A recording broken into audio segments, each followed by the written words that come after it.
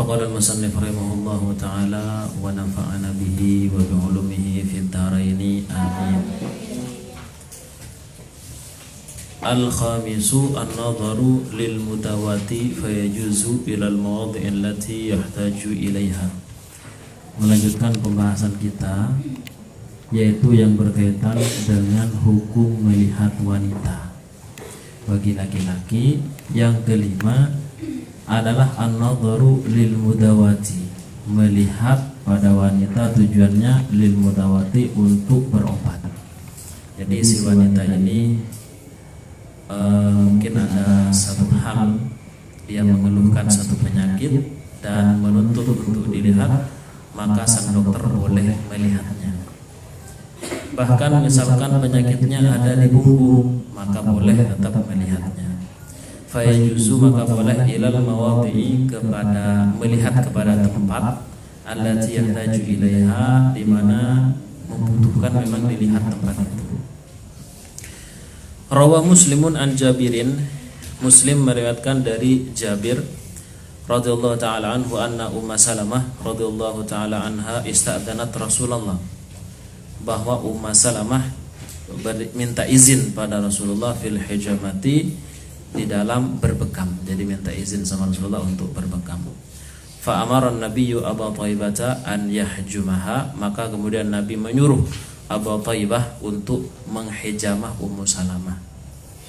Jadi di sini diizinkan oleh Rasulullah, padahal Ummu Salamah itu adalah termasuk salah satu istrinya. Wa yushtaratu, dan disyaratkan di dalam kebolehan melihat wanita yang untuk berobat, ya, an yakuna, hendaknya ada, dzalika biwujudi mahramin au zaujin, hendaknya ada seorang mahram, saudaranya, ayahnya, anaknya yang sudah balik, au zaujin, ataupun adanya suami. Jadi suami harus mendampingi. Jangan kemudian suaminya nganter saja ke klinik lalu kemudian dibawa masuk oleh sang dokter, suaminya nunggu di depan. Tidak. Jadi suaminya harus ikut juga masuk dan mendampinginya. Termasuk kalau misalkan periksa kehamilan bagaimana, dan dokternya adalah laki-laki, ini seumpama. Tapi kalau di Indonesia ini jarang, ya, dokter kehamilan, dokter kandungan, namun dia laki-laki. Biasanya dokter kandungan kehamilan yaitu perempuan biasanya. Sungguh pun begitu, seandainya ada yang laki-laki, maka nanti boleh mengobati sang ibu ini, istrinya, maka nanti suami harus ikut. Soalnya nanti apalagi misalkan di USG itu kan nanti harus melihat perutnya dan nanti menggunakan alat itu. Nah, jadi harus ada mahram ataupun suaminya. Wa an la tujada imra'atun tu'alijuha, dan hendaknya memang tidak ada perempuan yang bisa mengobati perempuan ini. Jadi tidak ada dokter wanita yang mampu mengobati perempuan ini. Adanya cuman laki-laki, maka boleh kemudian ke laki-laki tersebut.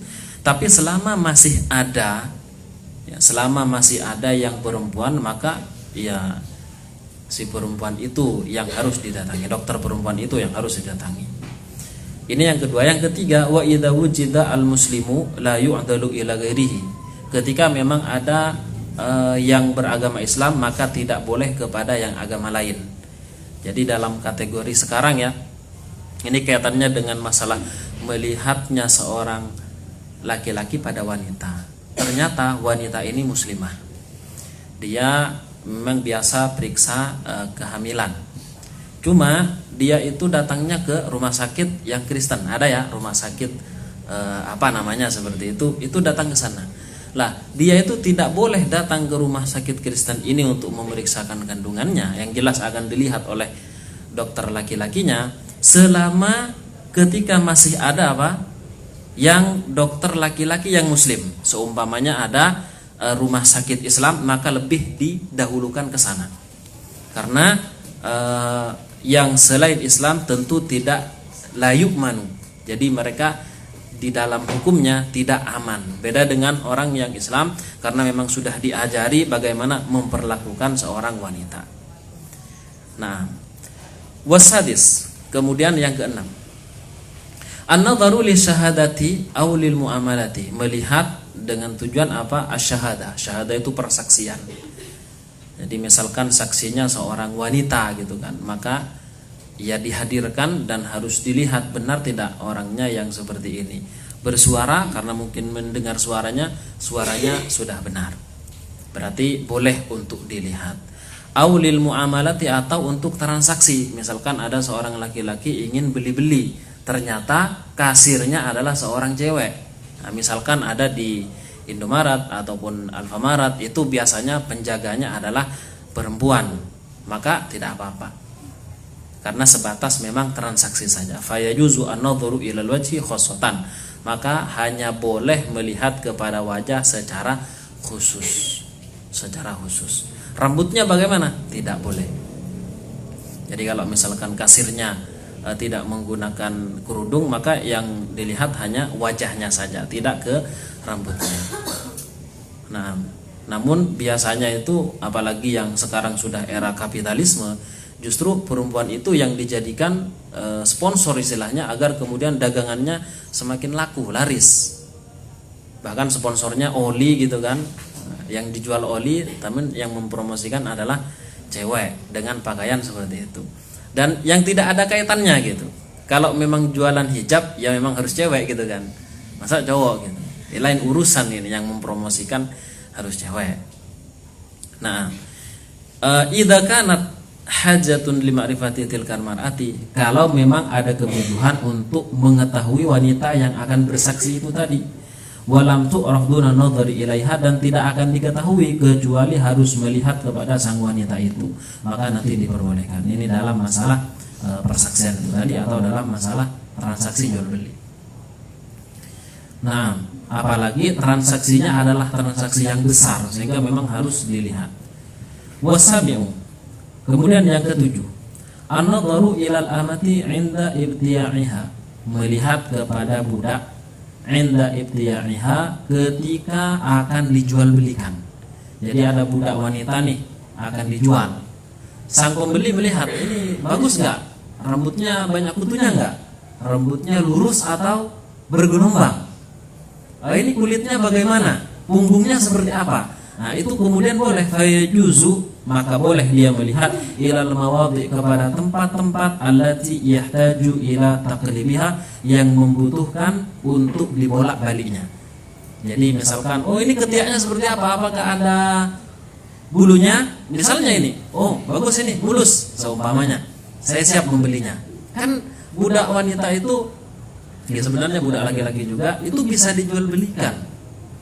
Misalkan betisnya seperti apa dan yang lainnya, kecuali yang tidak boleh dilihat tentu antara lutut dan pusarnya. Walaupun si tuan ini akan membelinya, dalam hal ini dia tidak diperbolehkan. Jadi hanya dari pusar ke atas dan juga lutut ke bawah. Duna ma baina surrati wa rubati, betul. Jadi selain apa-apa yang ada di antara pusar dan lututnya, fala yajuzu an-nadharu ilaihi, maka tidak boleh melihat kepadanya. Jadi selainnya itu boleh, namun hal ini itu tidak diperbolehkan. Nah, ini terkait masalah hukum-hukum melihat wanita. Sebaliknya bagaimana wanita melihat laki-laki, bagaimana? Apakah ada kekhususan seperti ini? Tidak. Hanya yang tidak diperbolehkan antara lutut dan pusar, itu saja.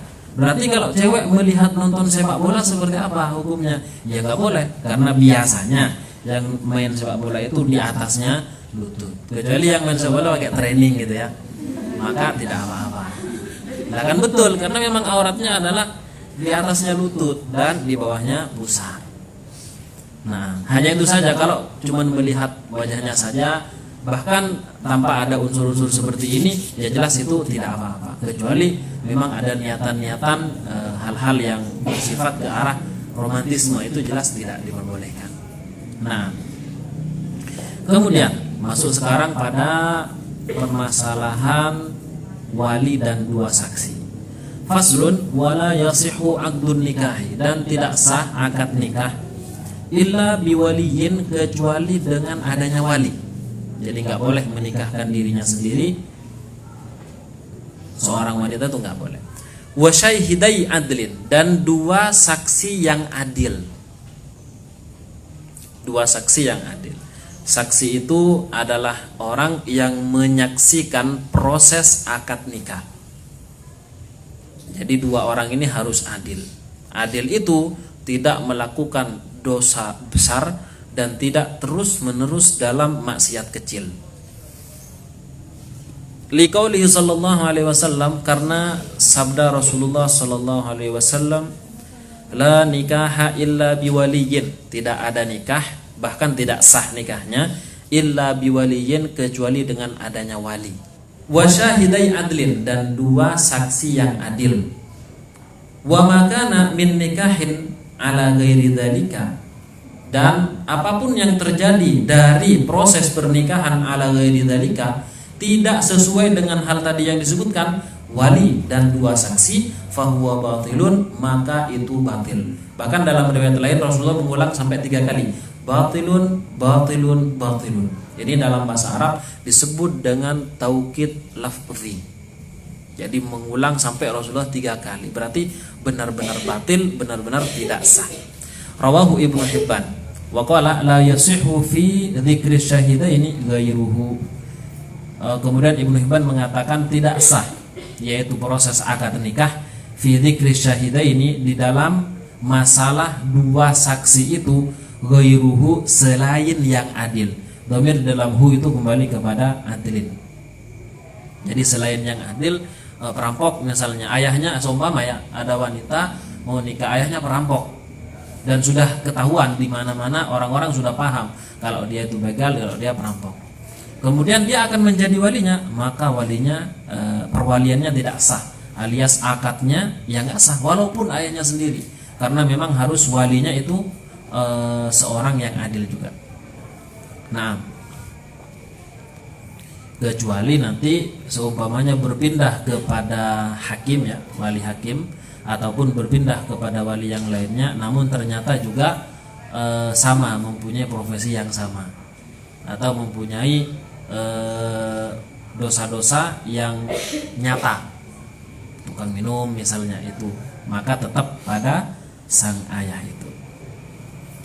Nah, kemudian warawa Abu Dawud wa Tirmidzi an Abi Musa al-Asy'ari qala qala Rasulullah sallallahu alaihi wasallam, la nikaha illa biwaliyin. Redaksinya sama, tidak ada nikah kecuali dengan wali. Rawa ad-Daruqutni an Abi Hurairah anna Nabiy sallallahu alaihi wasallam la tuzawwijul mar'atul mar'ata. Seorang wanita tidak boleh menikahkan wanita lain. Misalkan dia tidak punya ayah, adanya cuma ibu, ya sudah ibu yang menjadi walinya, itu enggak sah. Jadi wanita tidak boleh menjadi wali dari wanita lain. Wala tuzawwiju nafsaha, dan juga tidak boleh menikahkan dirinya sendiri. Saya nikahkan diri saya kepada engkau dengan mas kawin 1 juta dibayar tunai, itu enggak boleh. Harus ada walinya. Wa kunna naqul, bahkan kami, katanya perawi hadis ini Abu Hurairah mengatakan apa? Allati yuzawwiju nafsaha hiya zaniyatu. Orang perempuan yang menikahkan dirinya sendiri pada laki-laki, hiya zaniyatu, hakikatnya adalah pelaku berzina, pelaku zina. Alhamdulillah min dzalik. Wa yaftakiru al-waliyyu wasyahidani ila sittati syara'itu, ila sittati syara'itu. Wali dan dua saksi itu membutuhkan ila sittati syara'itu, 6 ya, 6 syarat. Jadi wali ataupun dua saksi ini harus terpenuhi 6 syarat ini. Yang pertama, al-islamu, harus seorang yang beragama Islam, muslim. Jadi ayahnya itu selaku wali, dia memang muslim. Kalau ayahnya bukan seorang muslim, misalkan dia Kristen, maka kewaliannya berpindah kepada wali berikutnya, yaitu saudara laki-lakinya, seayah seibu sekandung. Kalau tidak ada, nanti berpindah lagi. Seandainya yang seayah sekandung ini juga Kristen misalnya, maka nanti berpindah lagi kepada saudara seayahnya.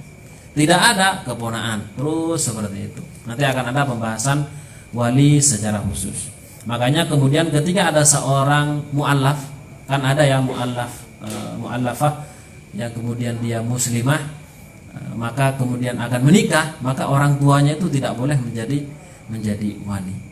Ternyata saudaranya, pamannya semuanya masih dalam kekristenan, maka yang menikahkan adalah hakim. Ya mungkin di negeri ini mungkin KUA itu ya yang sudah mewakili sebagai hakim negara. Liqaulihi ta'ala, karena firman Allah Subhanahu wa taala, wal mu'minuna wal mu'minatu ba'dhuhum awliya'u ba'd. Mukmin laki-laki dan mukmin perempuan, ba'dhuhum sebagian dari mereka, awliya'u ba'd adalah wali dari sebagian yang lain. Wasyahadatu wilayatun, sementara asy-syahadah persaksian, wilayatun juga adalah kewalian. Fala tuqbalu syahadatu ghairil muslimi 'alal muslimi, sehingga tidak diterima persaksian orang yang selain Islam 'alal muslimi atas orang yang Islam. Dalam hal ini wali seandainya Kristen maka tidak boleh. Bahkan juga saksinya, misalnya ini saksinya yang menjadi saksi adalah teman dekatnya misalnya ini, namun dia bukan muslim, maka tidak bisa, harus yang lain. Berikutnya wal bulugu, dan baligh, harus baligh. Kalau misalkan ada nggak wali tapi masih kecil, bisa. Dia wali, memang wali dari perempuan ini, cuman masih kecil belum baligh. Bahkan bisa jadi masih SD gitu. Bisa. Wali ini jangan tergambar bahwa wali hanya ayah ke atas saja. Itu memang yang utama. Tapi manakala misalkan ayahnya meninggal, kan walinya meloncat kepada wali berikutnya, siapa? Saudara laki-laki. Ternyata saudara laki-lakinya masih bayi. Kan bisa jadi kan dia punya adik laki-laki atau dia masih SD seperti ini. Ya jelas dia walaupun wali, karena masih belum balik, ya akan berpindah pada berikutnya. Siapa? Kalau misalkan dia mempunyai saudara lain yang seayah ke situ. Kemudian kalau misalkan dia punya ponaan dan ponaannya sudah balik, ponaan dari saudara laki-laki yang sekandung, maka dia, ya kan? Jika semua itu tidak ada, baru ke paman. Jadi paman sekandung itu jauh sekali ya. Paman itu jauh sekali. Kalau yang terjadi di masyarakat ini, ketika orang tuanya sudah meninggal dunia, ayahnya meninggal dunia, langsung yang bertindak sebagai wali adalah pamannya. Padahal itu ada saudaranya. Dia punya saudara laki-laki atau punya ponaan laki-laki. Lalu langsung kemudian kepada pamannya, maka pernikahannya tidak sah. Karena bukan walinya. Tidak berhak dia menjadi wali. Nah, jadi harus baligh. Yang berikutnya, yang ketiga, wal aqlu, dan harus berakal. Walinya tidak gila, walinya tidak mempunyai cacat pikiran, jadi semacam idiot gitu ya, dan hal-hal yang lainnya yang mengarah kepada mana itu, yang luar biasa itu tidak boleh menjadi seorang wali. Jadi harus berakal, sehat. Wal hurriyatu, kemudian merdeka. Jadi misalnya ada seorang wanita, dia ingin menikah, ternyata ayahnya budak, maka nanti akan berpindah kewaliannya kepada orang setelahnya. Jadi harus merdeka. Wadzukurati, dan harus laki-laki, tidak boleh perempuan sebagaimana tadi disebutkan. Wal adalati, dan juga harus adil. Jadi wali sebagaimana tadi disebutkan, ataupun syahid, yaitu orang yang bersaksi, dua saksi, itu semuanya harus adil juga. Liqaulihi sallallahu alaihi wasallam, karena sabda Rasulullah sallallahu alaihi wasallam, la nikaha illa biwaliyin, tidak ada nikah, tidak sah nikahnya kecuali dengan adanya wali, mursyidin, yang berakal.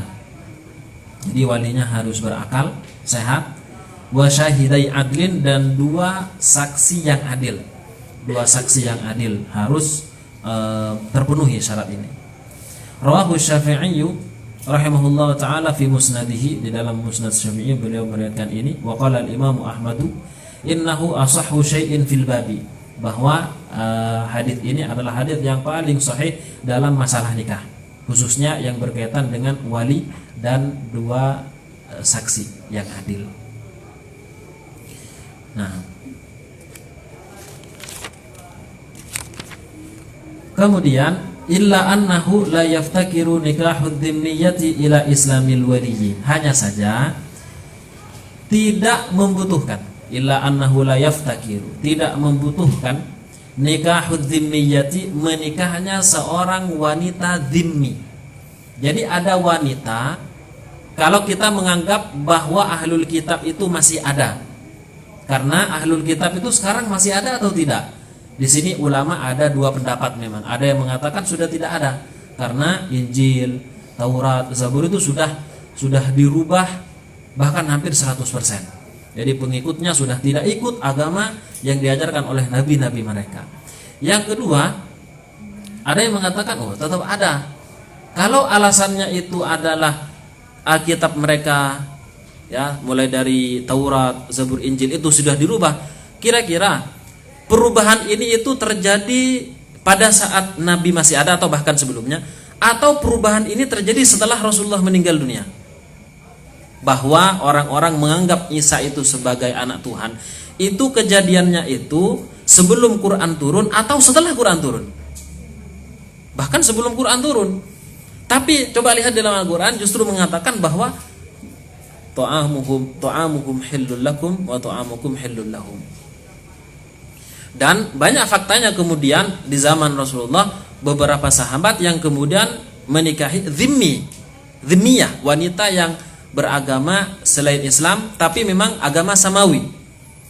Jadi memang ada dua pendapat. Terserah kita mau ikut yang mana. Kalau dikatakan sekarang masih ada, ya sudah, itu wanita-wanita dhimmiyah, selama memang dia tunduk pada peraturan Islam yang ada, maka tergolong dhimmiyah. Kalau tidak tunduk maka tergolong apa? Harbiyah. Harbiyah itu adalah harbi yang memerangi Islam, mencemooh Islam, merendahkan Islam, mengolok-ngolok dan yang lainnya, itu harbi. Tapi kalau tunduk pada peraturan yang ada, ya kan, maka itu dhimmi dan harus dilindungi. Rasulullah pernah bersabda, "Man adza dhimmiyan fa ana khosmuhu khosamtuhu yaumal qiyamah." Barang siapa yang menyakiti dhimmi, baik laki-laki ataupun perempuan, maka saya akan menjadi musuhnya pada hari kiamat nanti. Bayangkan, Rasulullah bisa jadi memusuhi umatnya sendiri tatkala umat itu menyakiti orang dhimmi, apalagi menyakiti orang muslim.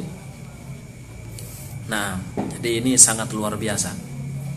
Gitu ya. Jadi ada dhimmiyah ini mau nikah. Nikahnya dengan orang muslim.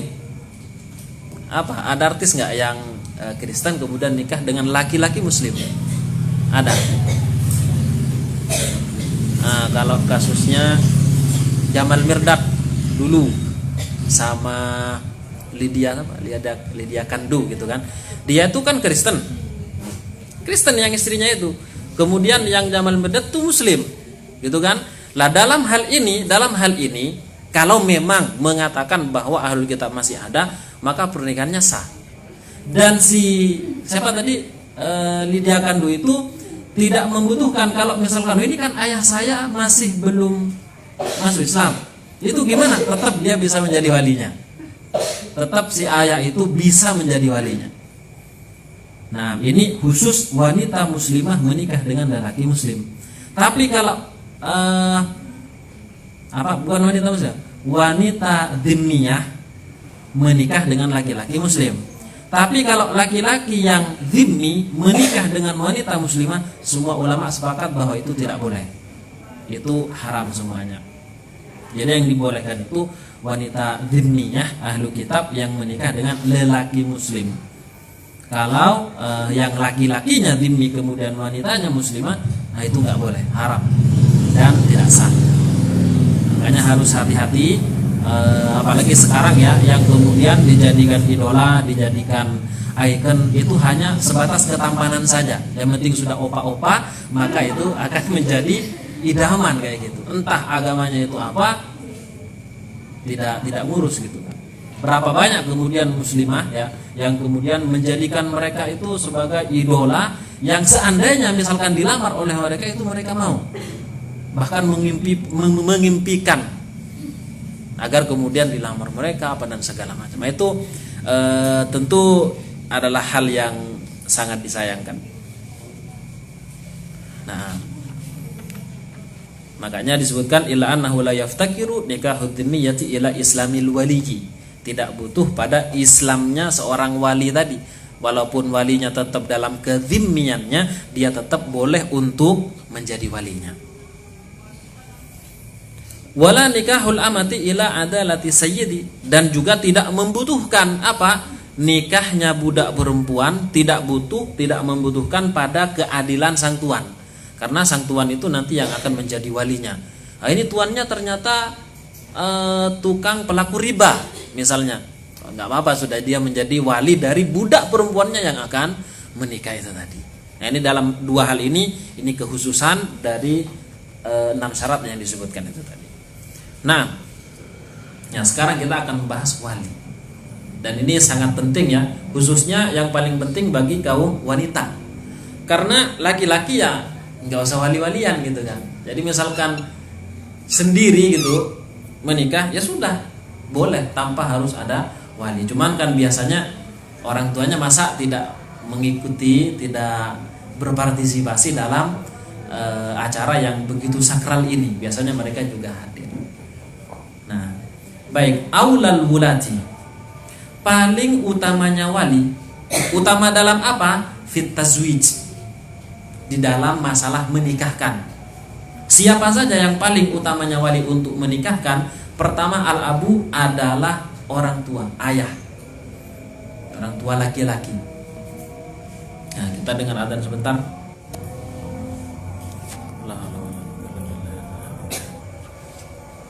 Kita lanjutkan.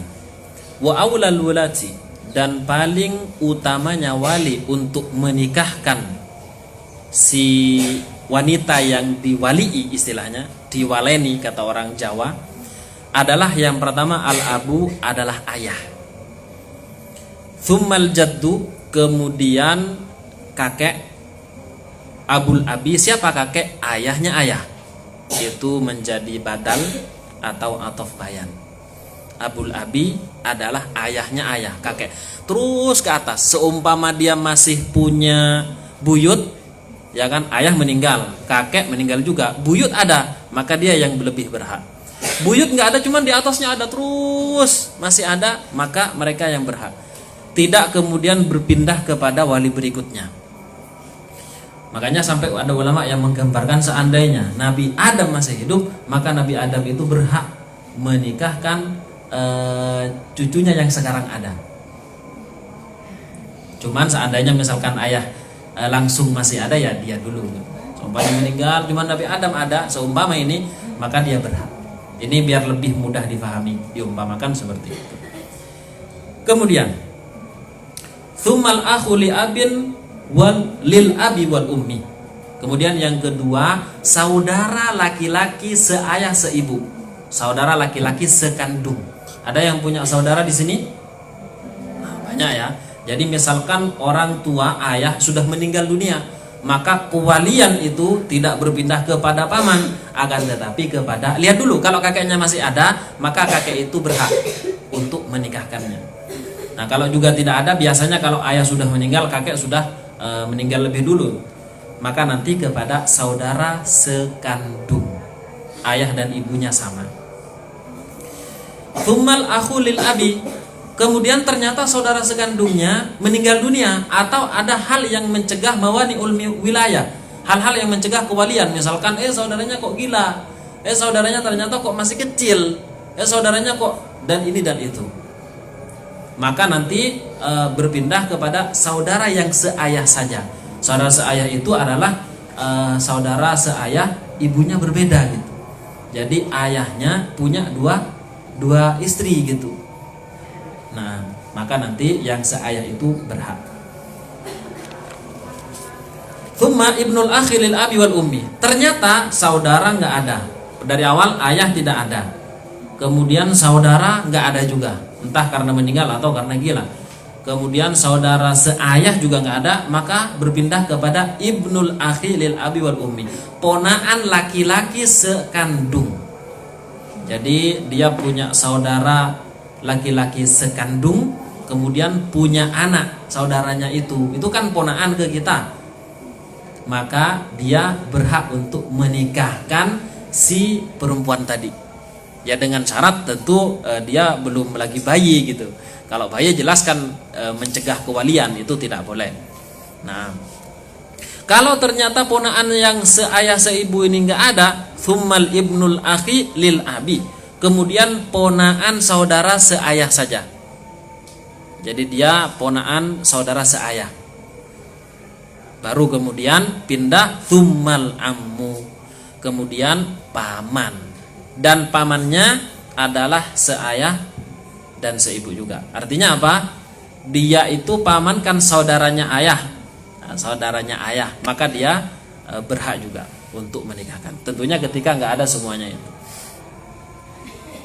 Thumma ibnuhu, kemudian sepupu.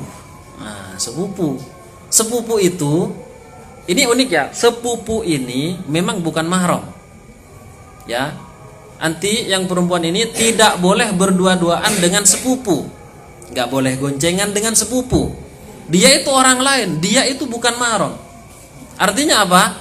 Ya boleh untuk kemudian nanti dipersunting oleh sang sepupu ini. Kalau mahram itu saudara, ponaan, paman, itu baru mahram, haram dinikahi. Kalau sepupu itu tidak haram dinikahi. Cuman menariknya, bisa jadi sepupu itu menjadi wali dari orang yang justru bukan mahramnya. Kapan itu? Ketika ayah nggak ada, saudara nggak ada, seayah, saudara seayah, seayah seibu, saudara seayah juga nggak ada, ponaan seayah seibu nggak ada, ponaan seayah nggak ada, paman juga nggak ada, sepupu ada, maka sepupu itu berhak menikahkannya. Masalahnya, sepupu ini yang akan menikahi dia. Siapa yang jadi walinya? Ayo. Padahal dia adalah ahakul aulia, paling haknya wali untuk menikahkan wanita ini adalah sang sepupu ini. Cuman ternyata sang sepupu ini kok malah tertarik sama sepupunya, akan menikahinya. Boleh tidak? Boleh. Di Madura sangat banyak, di Arab apalagi. Gak tahu di Jawa. Ada nggak yang menikahi dengan sepupunya sendiri, nikah sepupunya sendiri? Ya ada mungkin, cuman sedikit ya. Tapi kalau di Madura banyak. Di Arab apalagi kan? Nah ini gimana ini? Maka nanti yang akan menikahkan adalah wali hakim namanya. Jadi langsung ke KUA sana. Soalnya walinya ya itu cuman, dan dia sendiri yang akan menikahkan. Ada 20 gambaran, 20 wanita yang nanti akan dinikahkan oleh wali. Di antaranya ini, yaitu sepupu yang akan menikahi perempuan ini. Nah, menjadi sepupu. Ibnuhu, thumma ibnul ammi, ibnuhu. Ala hadza tertibi, sesuai dengan tertib ini. Kalau ternyata sepupunya enggak ada, kok ternyata anak sepupu ada, maka anak sepupu itu yang laki-laki ya, anak laki-laki sepupu itu menikahkan si perempuan ini. Namanya apa? Anak sepupu ke kita itu namanya apa? Ponaan sepupu. Namanya ponaan sepupu. Kalau ponaan sendiri ya anaknya saudara kita. Cuman kalau kita punya sepupu kemudian punya anak, ke kita manggilnya ponaan sepupu. Ponakan sapopo kata orang Madura atau Jawa. Sama mungkin ya, ponaan sepupu. Nah, toyib. Terus seperti itu urutannya kayak tadi. Nah, fa idza udimatil asobatu, kalau semua asobah dari pihak laki-laki ini tidak ada, semua yang disebutkan tadi enggak ada semuanya, kemudian fal maulal mu'tiku, maka nanti yang menikahkan adalah majikan yang pernah memerdekakan si wanita ini. Seandainya wanita itu pernah menjadi budak dan dimerdekakan oleh siapa itu? Majikan laki-laki ini. Maka dia, oh ternyata majikan laki-lakinya juga nggak ada. Tsumma asobatuhu, kemudian asobahnya. Asobah kemarin kita telah dibahas, yaitu dari pihak laki-laki.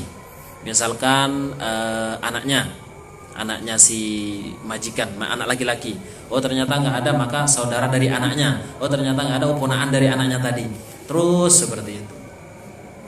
Lah baru kemudian nggak ada dan dia mungkin nggak pernah jadi budak dia. Memang wanita merdeka. Tsummal hakimu, maka yang terakhir adalah hakim negara. Langsung ke KUA, ya kan? Kau, aku, dan KUA. Nah, kemudian liqaulihi sallallahu alaihi wasallam, karena Sabda Rasulullah sallallahu alaihi wasallam, "Fas-sultanu, adapun sultan, hakim kekuasaan yang mempunyai kekuasaan tertinggi di suatu tempat, dalam hal ini khususnya negara Islam. Kalau memang tidak ada negara Islam, ya seperti yang disebutkan tadi, mau tidak mau harus KUA atau apa? Pengadilan agama, benar. Pengadilan agama untuk sengketa. KUA itu tadi. Fasultanu, adapun sultan, hakim, waliyuman, adalah walinya orang la waliyalahu, yang tidak mempunyai wali. Udah nggak ada semua, maka dia yang kemudian menikahkan. Wa ghairuhuma an Aisyah radhiyallahu taala anha. Jadi hadis ini juga diriwayatkan dari jalur yang lain. Nah, selain Abu Daud dan At-Tirmidzi. Wala yajuzu dan tidaklah boleh an yusarriha. Ini kita masuk dalam pembahasan lain. Apa pembahasannya? Ada seorang wanita janda. Ya. Entah jandanya muda ataupun sudah tua, terserah. Yang penting dia janda. Jandanya ini ditinggal wafat oleh suaminya. Bisa juga janda yang dicerai oleh suaminya. Cuman di sini lebih khusus membahas terkait janda yang ditinggal wafat oleh suaminya. Wala yajuzu, dan tidak boleh bagi laki-laki an yusorriha, untuk menjelaskan, menyatakan secara jelas bi khitbati mu'taddatin, untuk melamar wanita yang menjalani masa iddah. Janda itu tadi. Akan tapi jandanya karena ditinggal wafat, tidak boleh melamarnya. Nah, hanya saja melamar dengan tasrih tadi itu, dengan jelas, dengan nyata, itu enggak boleh. Wa yajuzu, tapi boleh an yu'arridalaha, untuk menyindir kepada wanita ini. Dia ingin melamar tapi tidak bilang terang-terangan, mau enggak jadi istri saya. Itu kan jelas ya, lafaz yang sangat jelas, yang tidak membutuhkan penafsiran lain. Apa penafsiran selain ini apa? Sudah nyata sekali. Tapi kalau misalkan dia menyindir menggunakan kata-kata kiasan atau kinayah, misalkan masih banyak kok laki-laki yang suka sama anti. Nah ini kan indikasi ya, oh ini Mas ini bilang seperti ini, indikasinya akan melamar saya, cuman nunggu selesainya iddah. Atau misalkan kamu masih cantik, kamu masih bersinar terang benderang, seperti ini. Sanglet itu.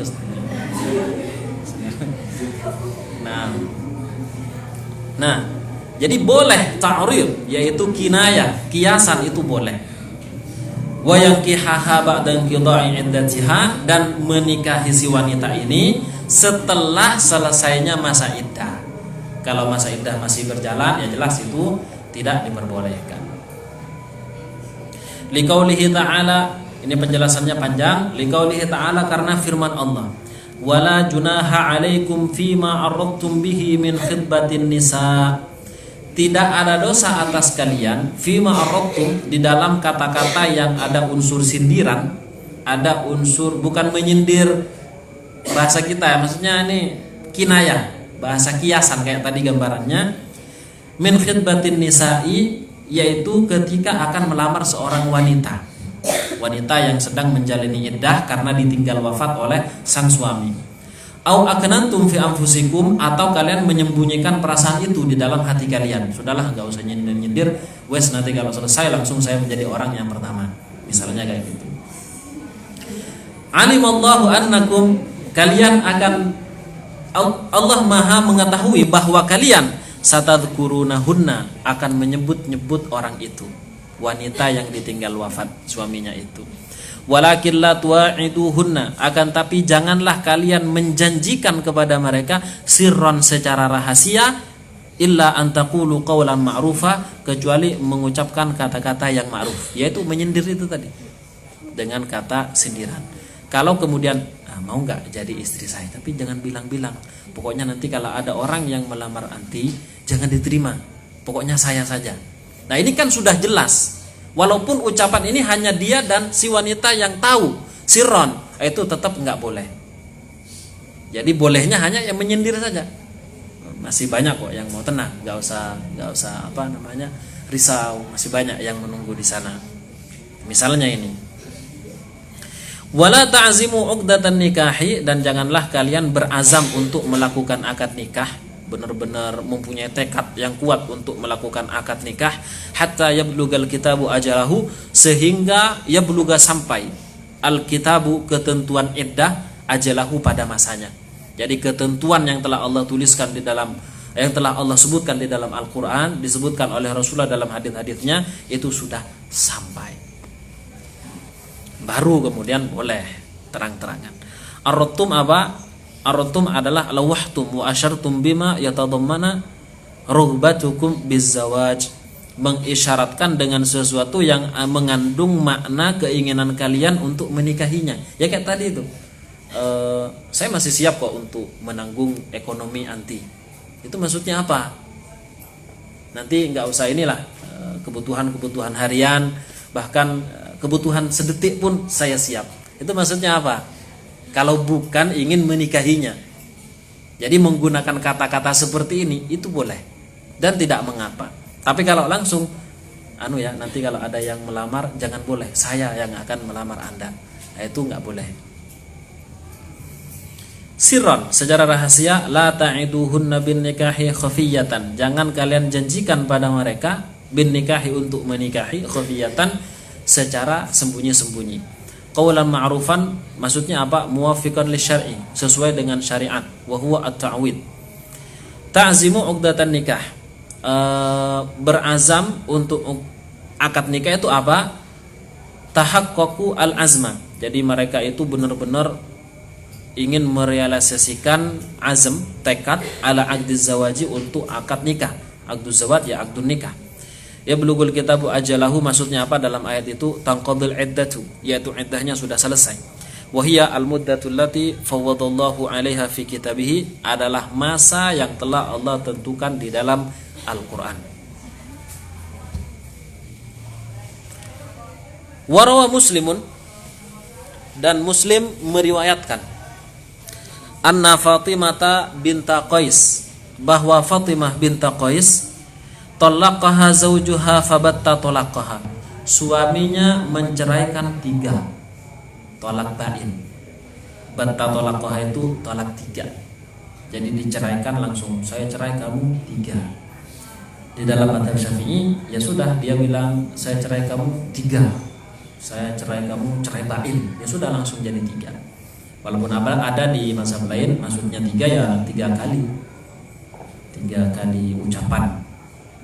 Faqala lahan Nabi sallallahu alaihi wasallam, kemudian Rasulullah bersabda, fa idza halalti fa'adinini, kalau kamu sudah terlepas dari masa iddah, maka fa'adinini, maka beritahu saya, kasih tahu.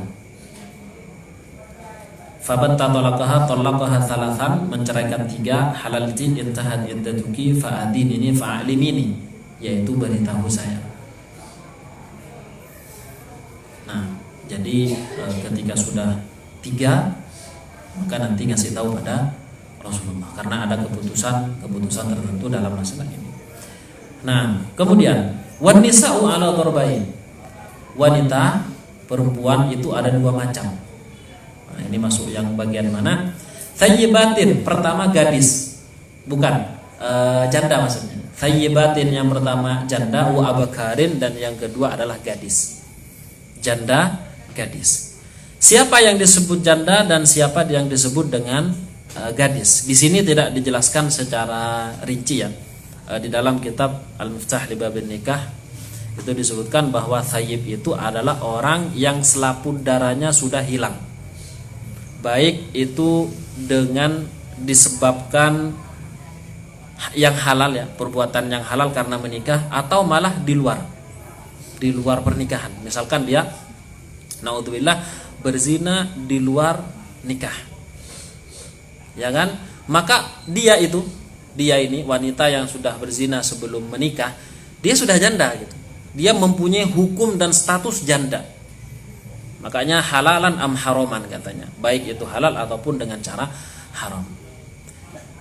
Walaupun umurnya masih belasan, bahkan belum menikah gitu, cuman sudah melakukan, maka itu terhitung sebagai janda. Wa abakarin, dan yang kedua adalah gadis atau perawan.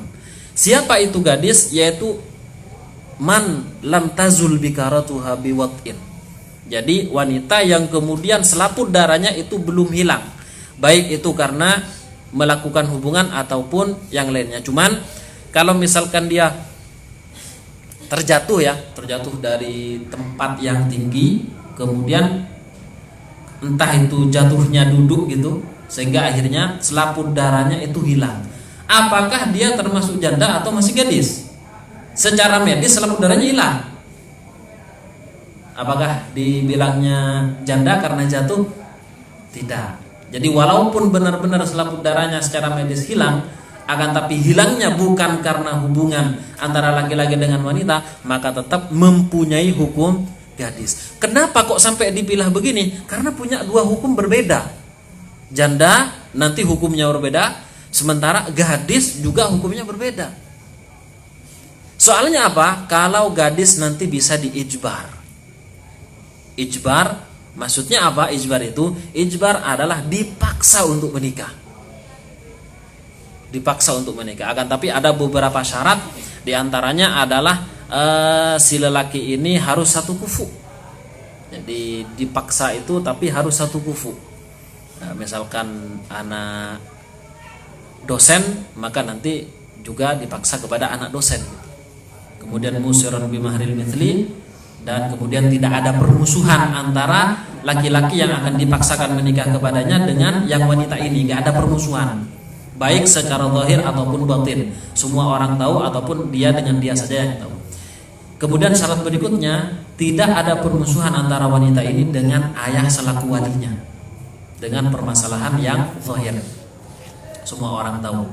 Kalau ada permasalahan seperti seperti kasus yang mungkin ini cerita benar atau tidak, kasus yang mungkin pernah didengar Siti Nurbaya. Pernah dengar? Ya mungkin ada yang nggak dengar ya. Ini soalnya cerita lama. Dia itu dipaksa menikah dengan lelaki yang bernama siapa? Datuk Maringgi. Hanya saja dia itu, si wanita Siti Nurbaya dengan dia memang sudah punya masalah. Masalah apa? Utang. Ya kan? Kemudian si ayahnya dia berhutang banyak kepada si Datuk Maringgi ini. Nah, karena ada permasalahan seperti ini, kemudian kok dipaksa menikah, sementara juga tidak kufu, yang satunya peminjam hutang, yang satunya adalah orang kaya, tidak kufu, maka dalam tinjauan ilmu fikih, maka pernikahannya nggak sah. Namun ketika sudah sekufu, yang laki-laki itu tidak ada permasalahan, tidak ada musuh antara dia dengan si wanita. Si wanita dengan ayahnya juga tidak ada musuh selaku wali. Kemudian si laki-laki musiran bimahril mithli, kemudian juga apa istilahnya, satu kufu. Nah, dalam hal ini nanti bisa boleh diijbar namanya, dengan syarat wanita tersebut masih gadis. Kalau wanita tersebut sudah janda, nggak bisa, karena athayyib ahakku binafsiha min waliyiha. Dalam sebuah hadisnya bahwa seorang yang janda, wanita yang janda itu lebih berhak atas dirinya ketimbang walinya. Jadi ijbar itu tidak berlaku bagi yang janda. Makanya kemudian diklasifikasi wanita itu ada yang kemudian gadis, kemudian ada yang janda, karena memang dua ini mempunyai hukum yang berbeda. Walaupun janda selalu terdepan katanya, akan tapi hukumnya ini berbeda. Tetap yang gadis lebih diutamakan. Karena memang ada beberapa hadis yang menunjukkan bahwa ketika ada sahabat menikah, bilang Rasulullah, saya sudah menikah. Dengan siapa? Seorang janda. Loh, kenapa kok enggak menikah dengan gadis? Lebih baik gadis saja. Jadi memang ada keunggulan-keunggulan tersendiri. Cuman bagi mereka ya enggak bisa. Janda itu lebih dewasa, dia akan membentuk karakter kita, apalagi ini dan sebagainya. Nah, kemudian kurang sedikit, fal bikru, maka wanita yang masih gadis, yajuzulil abi, boleh bagi ayahnya, wal jaddi, dan kakek. Yang mengijbar, ingat, itu hanya ayah ataupun kakek saja. Kalau misalkan ayah meninggal atau kakek sudah meninggal, dua-duanya meninggal, kemudian saudara boleh nggak mengijbar saudarinya ini? Maka tidak boleh. Tidak boleh. Ijbar tidak berlaku lagi. Jadi harus ayah ataupun jad, yaitu kakek. yajuzu ijbaruha, untuk mengijbarnya, ala nikahi, untuk menikah.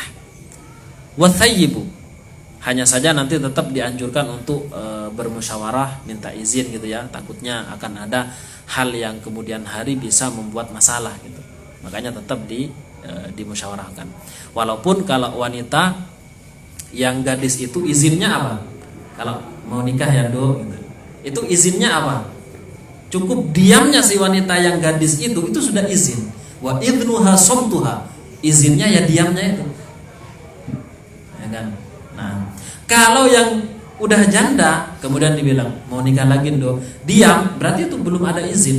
Harus ngomong kalau sudah janda. Makanya memang beda hukum antara janda dengan yang masih gadis. Wa thayyibu la yajuzu tazwijuha, sedangkan thayyib janda la yajuzu, tidak boleh tazwijuha, menikahkannya, illa ba'da bulughiha, kecuali setelah balignya si janda ini. Timbul pertanyaan, setelah balignya si janda, berarti sebelum dia itu menjadi janda dulu menikahnya masih belum balig, bisa enggak? Boleh apa enggak seorang menikah tapi belum balig, boleh atau tidak? Boleh. Jadi menikah itu tidak harus balig memang secara hukum Islam. Beda kalau nanti negara menentukan ini dan itu kan urusan lain. Ini secara hukum Islamnya, ya wanita tidak harus balig, si laki-laki juga enggak harus balig. SD misalnya sudah dinikahkan, silakan saja, itu boleh secara hukum. Cuman kan lucu aja gitu ya. Jadi anak SD udah panggil papi mami gitu kan, lucu. Walaupun papi maminya sudah halal ini gitu. Nah, soalnya sudah menikah.